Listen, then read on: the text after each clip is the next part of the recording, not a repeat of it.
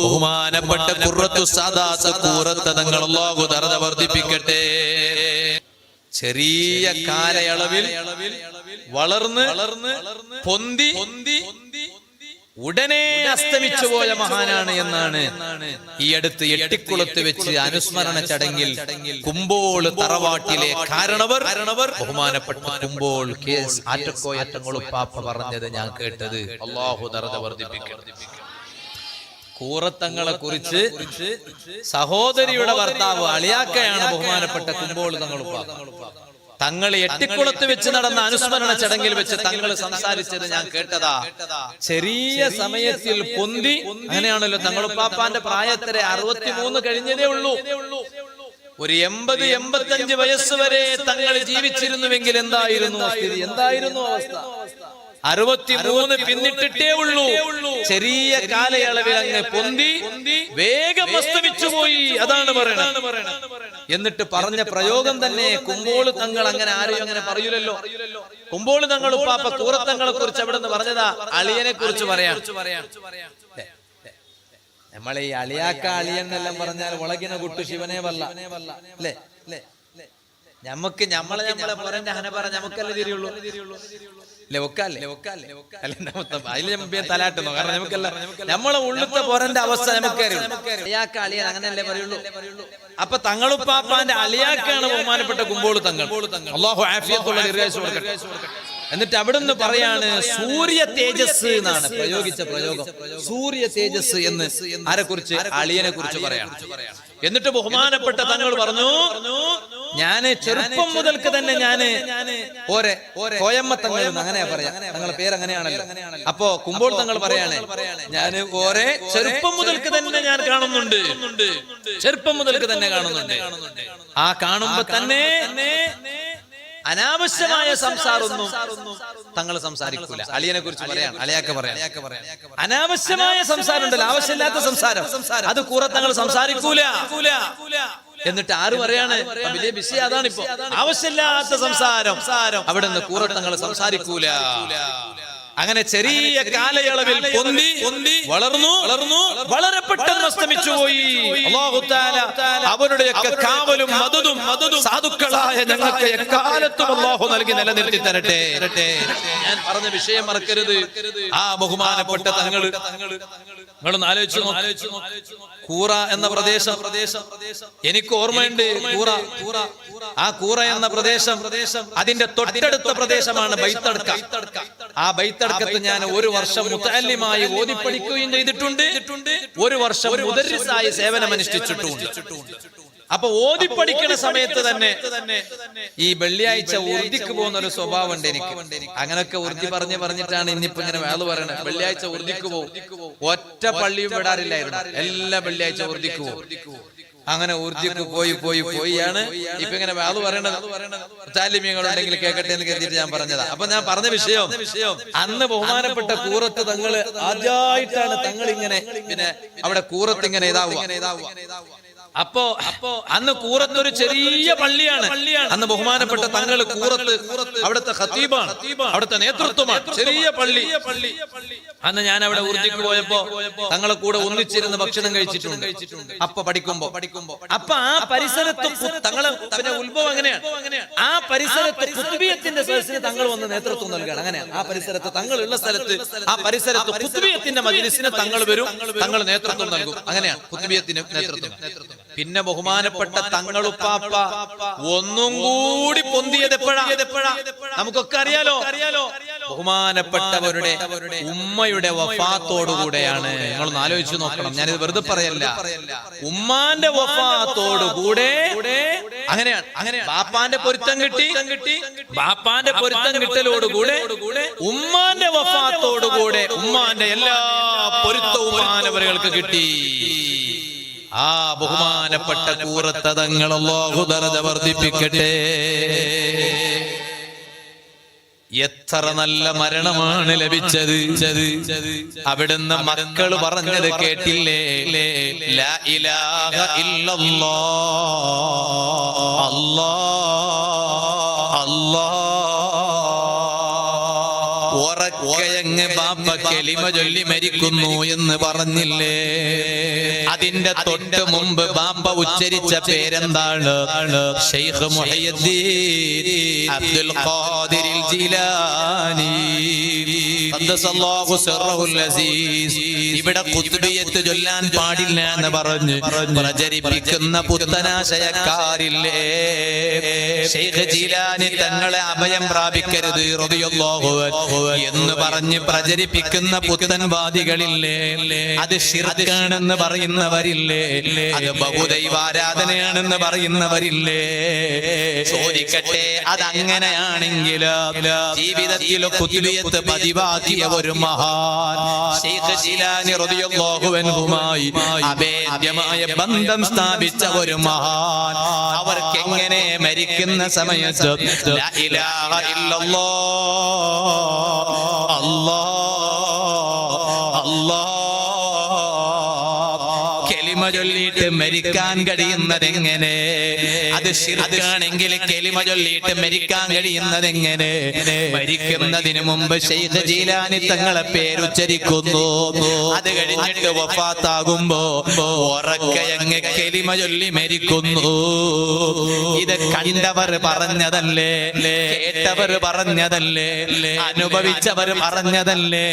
വെറുതെ നുണ പറയുകയല്ലല്ലോ, കള്ളം പറയുകയല്ലല്ലോ. എന്നിട്ടോ തങ്ങളുടെ മരണം എങ്ങനെയാണിരുന്നു? എല്ലാം വൈകാതെ തന്നെ നടന്നുപോയി. അത് കഴിഞ്ഞിട്ട് നിങ്ങളൊന്ന് ആലോചിച്ചു നോക്കൂ, തങ്ങളുടെ ജനാസ ഒരു സ്ഥലത്തു നിന്ന് മറ്റൊരു സ്ഥലത്തേക്ക് കൊണ്ടുവരുന്ന രംഗം എങ്ങനെയായിരുന്നു? ജീവിതകാലത്ത് മഹാനവരുകൾ എങ്ങനെ നടന്നുപോയോ അതുപോലെ തന്നെയല്ലേ? എല്ലാം കൂടി ഇപ്പൊ പറയാൻ നേരമില്ല. ജീവിതകാലത്ത് മഹാനവരുകളുടെ സ്വഭാവം എന്താ? അങ്ങോട്ടും ഇങ്ങോട്ടും നോക്കൂല, ഒറ്റ പോക്കന്നെ. കൈ ആരെങ്കിലും പിടിക്കുന്നുണ്ടാവും, മൂപ്പർ ഇങ്ങനെ പോവും, നേരെ സ്റ്റേജിലോട്ട് വരും. സദസ്സിൽ ആളുണ്ടോ ഇല്ലേ എന്നൊന്നും മൂപ്പർ നോക്കൂല. സദസ്സിൽ ആരും വന്നിട്ടില്ല എന്ന് പറഞ്ഞാൽ മൂപ്പർ അതൊന്നും നോക്കൂല. വളരെ കൃത്യസമയം, എല്ലാറ്റിനും കൃത്യസമയം. എന്നിട്ട് സ്റ്റേജിൽ കയറും. തങ്ങൾ പാപ്പന്റെ തുടക്കം അങ്ങനെയാ. എല്ലാം കഴിഞ്ഞ് അവസാനിക്കുമ്പോ സദസ്സ് നിറഞ്ഞു കാണും. തുടക്കത്തില് 1-2 ആളുണ്ടെന്നോ ആള് കുറഞ്ഞത് കൊണ്ട് ദേഷ്യപ്പെടുകയോ അങ്ങനൊന്നുമില്ല. ആളുകൾ പിന്നെ വരും, നമുക്ക് പോയി തുടങ്ങാന്ന് പറയും. അങ്ങനെയാണ് സാധാരണഗതിയില്. ആളെത്തിയോ എന്ന് തുടങ്ങാൻ വേണ്ടി കാത്തിരിക്കുകയാണ്. അങ്ങനല്ല, ആളുകൾ വന്നോളൂ, നമുക്ക് തുടങ്ങാന്നാ പറയണേ. അങ്ങനെ കൊണ്ട് തുടങ്ങും.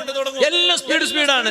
ഒരു വീടിന് പാല് കായ്ക്കാൻ പോയാൽ, കുറ്റിയടിക്കാൻ പോയാൽ എവിടെ സ്ഥലം പോയി കുറ്റിയടിക്കും, പിന്നെ ദ്വാർന്നിട്ട് മൂപ്പറങ്ങ് വരും. പിന്നെ അവിടെ അങ്ങോട്ട് ഇങ്ങോട്ട് അതൊന്നുമില്ല.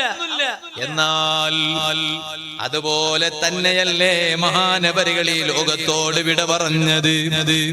മയ്യത്ത് കൊണ്ടുപോയ രംഗം ശ്രദ്ധിച്ചോ നിങ്ങള്?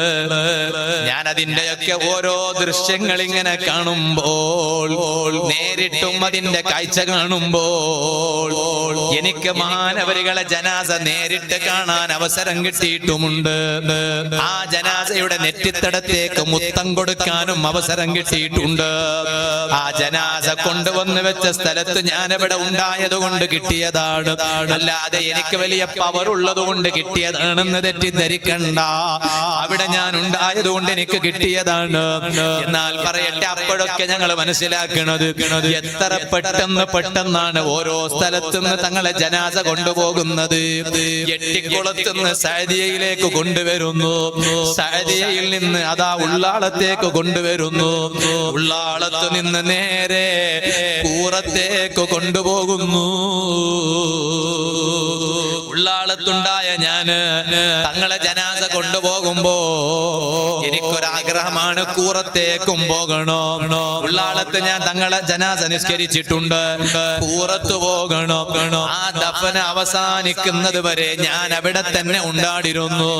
എല്ലാം കാണുമ്പോ ഹയാത്ത് കാലത്ത് എങ്ങനെയാണ് മഹാനവരുകൾ വേഗതയിൽ പോയിരുന്നത്, അതുപോലെ ഒരു മണവാളനെ ആനയിക്കുന്നത് പോലെ ജനാസയെ കൊണ്ടുപോകുന്നു. ഓ എന്റെ കരളിന്റെ കഷ്ണങ്ങളായ യുവാക്കളെ, ഈമാനുള്ള ചെറുപ്പക്കാരെ, തങ്ങളുപ്പാപ്പാന്റെ മരണ വാർത്ത കേട്ടപ്പോൾ ഒഴുകിയെത്തിയ ആളുകൾ എത്രയാ?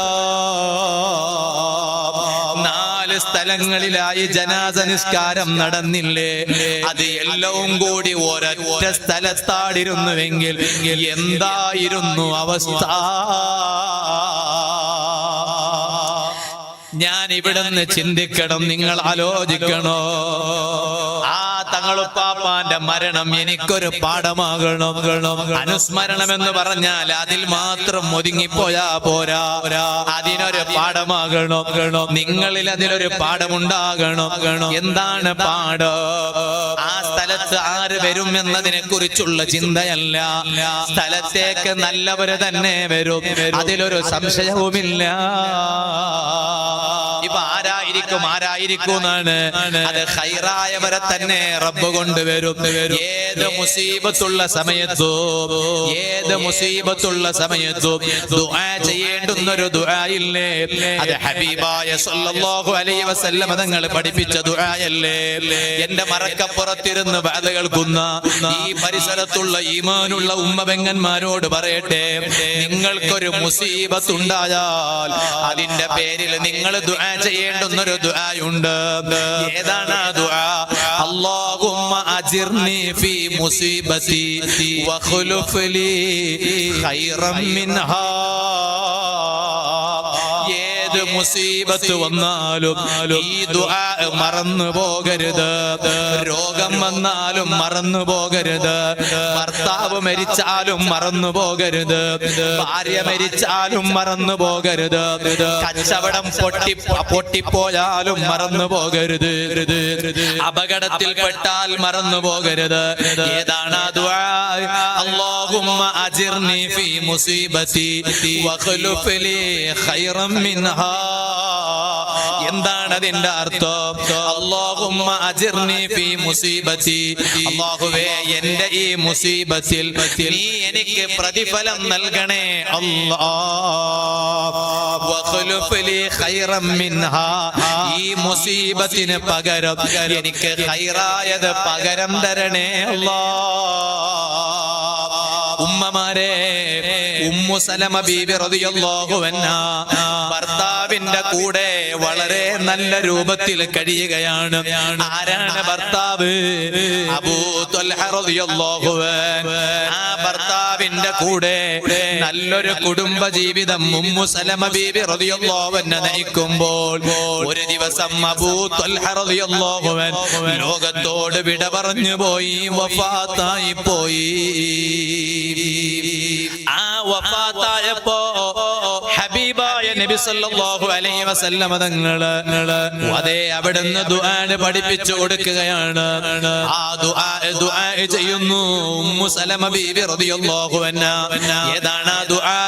അല്ലാഹുമ്മ അജിർനി ഫീ മുസീബതി, എന്റെ ഈ മുസീബത്തിൽ നീ എനിക്ക് പ്രതിഫലം നൽകണേ അല്ലാഹ്. വഖ്ലുഫ് ലീ ഖൈറൻ മിൻഹാ, ഇതിന് പകരം നീ എനിക്ക് ഖൈറായത് തരണേ അല്ലാഹ്. അബൂ ത്വൽഹ റളിയല്ലാഹു അൻഹയുടെ വഫാത്തിന് ശേഷം ആ ഉമ്മു സലമ ബീബി റളിയല്ലാഹു അൻഹയെ കല്യാണം കഴിക്കുന്നതാരാണ്? ലോക നേതാവായ നബി മുഹമ്മദുർ റസൂലുള്ളാഹി സല്ലല്ലാഹു അലൈഹി വസല്ലം തങ്ങളാണ്. അബൂ ത്വൽഹ തങ്ങളെക്കാൾ എത്ര വലിയ ഖൈറായ മഹാനാണ് ഉമ്മു സലമ ബീബി റളിയല്ലാഹു അൻഹയുടെ ഭർത്താവാടി വരുന്നത്. അതുകൊണ്ട് ഏത് മുസീബത്ത് വരുമ്പോഴും ഈ ദുആ പഠിപ്പിക്കണേ, പറയണേ.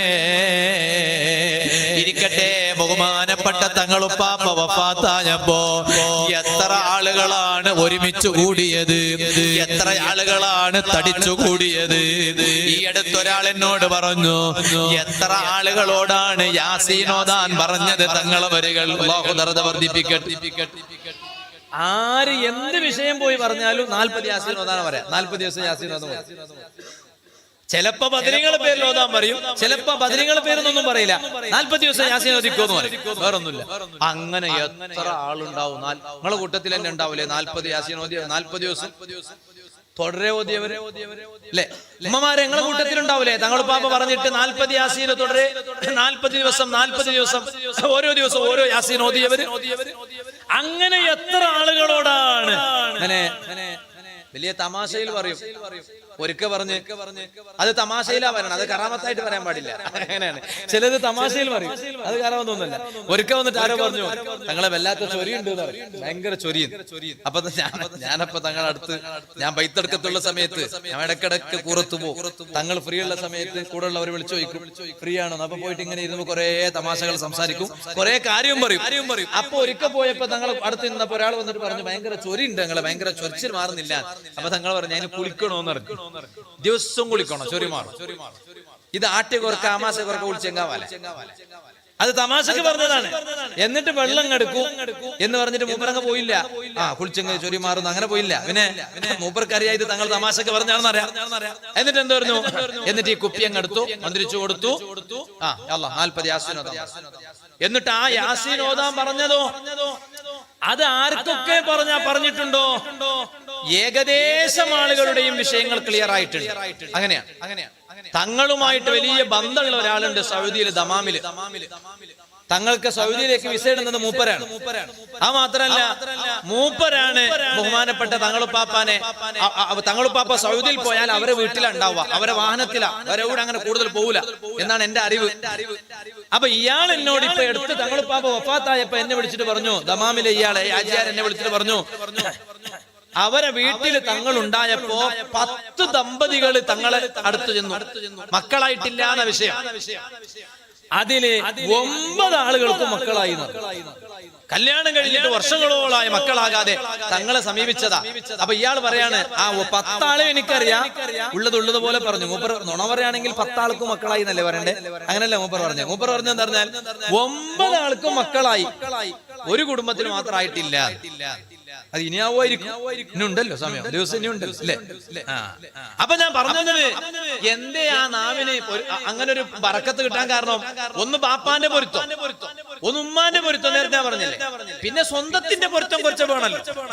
അങ്ങനെ സ്വന്തത്തിന്റെ പൊരുത്തം, നമ്മൾ സ്വന്തം നല്ലവരായാൽ, നമ്മളെ നാവ് നല്ലതിനു വേണ്ടി മാത്രം ചെലവഴിച്ചാൽ ആ നാവ് കൊണ്ട് ഊതിയാൽ ഫലം ഉണ്ടാവും. ബഹുമാനപ്പെട്ട തങ്ങളുപ്പാപ്പന്റെ സ്വഭാവം എന്താ? എത്രയാണ് ഖത്മോദല്. ഞാൻ തന്നെ ഒരിക്കൽ തങ്ങളുടെ കൂടെ വണ്ടിയിൽ യാത്ര ചെയ്തിട്ടുണ്ട്. യാത്ര ചെയ്തപ്പോ മുസാഫം കൊടുക്കും.